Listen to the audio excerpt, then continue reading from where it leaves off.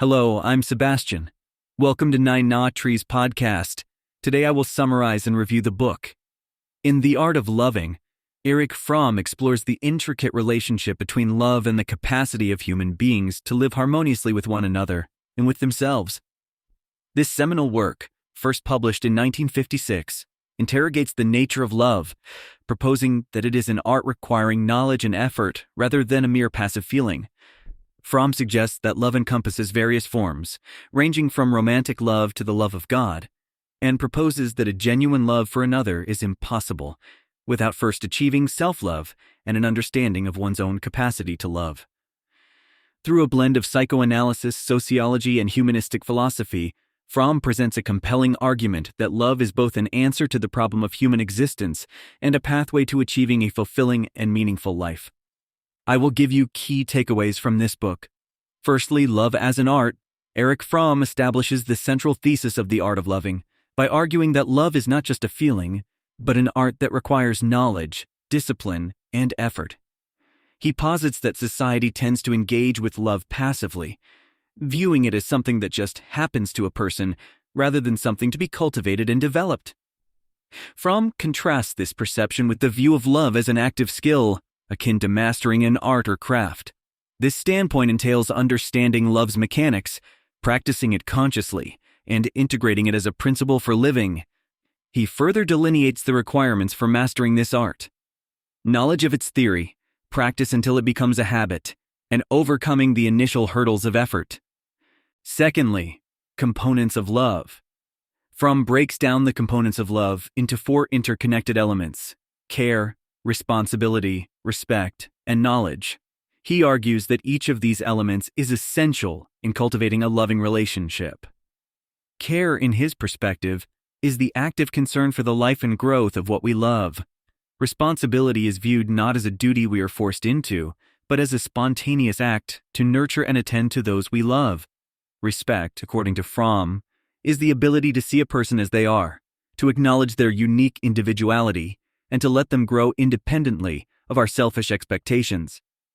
Lastly, knowledge complements these components by enabling us to penetrate the outer surface of behaviors and appearances, allowing us to comprehend the essence of our loved one deeply. Fromm insists that these components are inseparable and that genuine love can only flourish when they are in harmony. Thirdly, love and self-discovery. Fromm posits a strong connection between the capacity to love others and the development of one's self-love and identity. He suggests that true love is impossible without the foundation of self-awareness and acceptance. This form of self-love is not to be confused with narcissism. Rather, it's about recognizing and embracing one's own needs, potentialities, and worth. Fromm explains that self-discovery leads to the liberation of the self, enabling individuals to love authentically without possessiveness and dependency. This journey towards self-love requires confronting loneliness, practicing self-discipline, and engaging in productive solitude. Fromm views these steps as crucial for developing the ability to love others freely and healthily. Fourthly, the obstacles to love. Erich Fromm identifies several cultural and individual obstacles that hinder people's capacity to love. He discusses the impact of modern capitalism, which promotes materialism, individualism, and an instrumental approach to human relationships. Fromm argues that these societal influences foster isolation and anxiety, making genuine love more challenging to achieve. He also examines psychological barriers such as narcissism, masochism, and sadism, which distort love into forms of domination or submission rather than mutual respect and care. Overcoming these obstacles requires a critical examination of societal values and personal motivations, along with a commitment to cultivating the capacities of care, responsibility, respect, and knowledge. Lastly, theory of love as union. Towards the end of The Art of Loving, Erich Fromm introduces his theory of love as a union, an active striving to integrate two beings, to overcome separateness and achieve interdependence while preserving individual integrity. This union involves mutual giving, not as an economic exchange, but as an expression of abundance and strength. Fromm emphasizes that this form of union is not about fusion or loss of the self. Instead, it is predicated on the respect for the individuality of the other. He advocates for a love that is not possessive, that allows freedom, and that fosters the growth of both individuals. According to Fromm, achieving this union requires maturity, self-knowledge, and the courage to take risks for the sake of love's potential to transform. In conclusion, Erich Fromm's The Art of Loving makes a persuasive argument that love is an art that requires knowledge, effort, and patience to develop.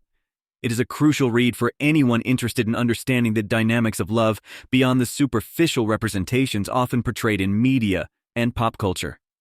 This book appeals to those seeking to cultivate deeper personal relationships, as well as individuals interested in the intersection of psychology, sociology, and philosophy. Fromm's analysis can enrich one's life by encouraging a thoughtful and active engagement with the concept of love, fostering meaningful connections, and promoting personal growth. By considering the obstacles to love in contemporary society and outlining a constructive approach to overcoming them, The Art of Loving offers timeless wisdom on how to live more fully through the practice of authentic love. If you would like to support Erich Fromm, you can buy the book through the Amazon link I provided in the podcast description. After reading the book, please let me know what you think and share your thoughts. See you around.